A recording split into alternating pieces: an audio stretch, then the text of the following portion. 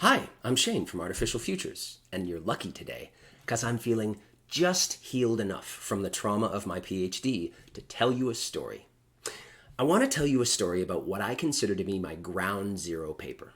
It was very early on in my PhD, probably around my first year, and in my mind I was working late at night in the lab, slaving away reading academic papers. And I stumbled across a paper that would change the course of my entire degree and, if I can be a little bit excessive, maybe even my life. The paper was research that went on in Stanford in the mid-90s that came to be known as the media equation. Where is it? This one. Wonderful work by Byron Reeves and Clifford Nass. And their experiments were deadly simple, yet exceptionally profound. I'm going to sort of gloss over some of the details here, but I'll give you the basics. Imagine that you were brought into a room and asked to sit down at a desktop computer and do a really boring, mundane task, like renaming files or something like that. And while you're doing this task, the computer is popping up vaguely social messages. Things like, "Go us," or "Keep up the great work," or "Aren't we a good team?" Think of like a really rudimentary version of Clippy from Microsoft Office back in the day. Now, the real experiment started after this task ended after a handful of minutes. Because then individuals were asked to give feedback on their experience with that computer in one of two, really three, but it ruins the story, two conditions. They either gave their feedback on the same computer that they had just been working on, or on an identical computer just a few meters away in the same room. And what the researchers found was that when people gave feedback on the other computer that they hadn't been working on, they were far more critical of the original machine. Think about that for a second.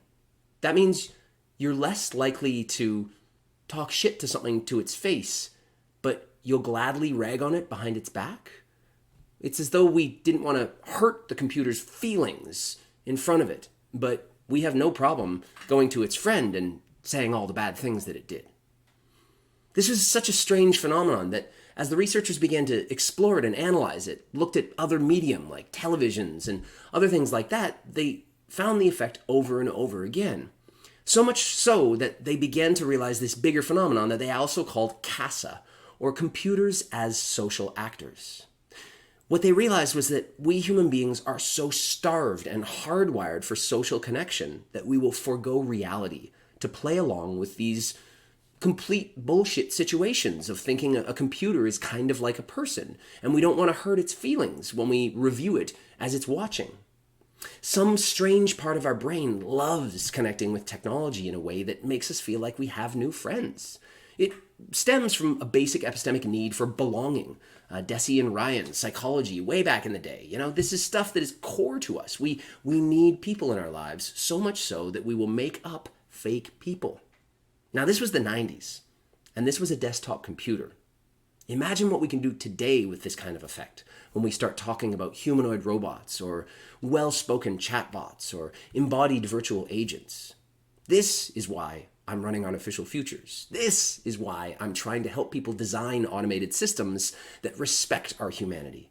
Because that thin line between what goes on in our mind of thinking that something is a human versus a hammer, a person versus just some tool that we play with, is so very thin that we have to respect it.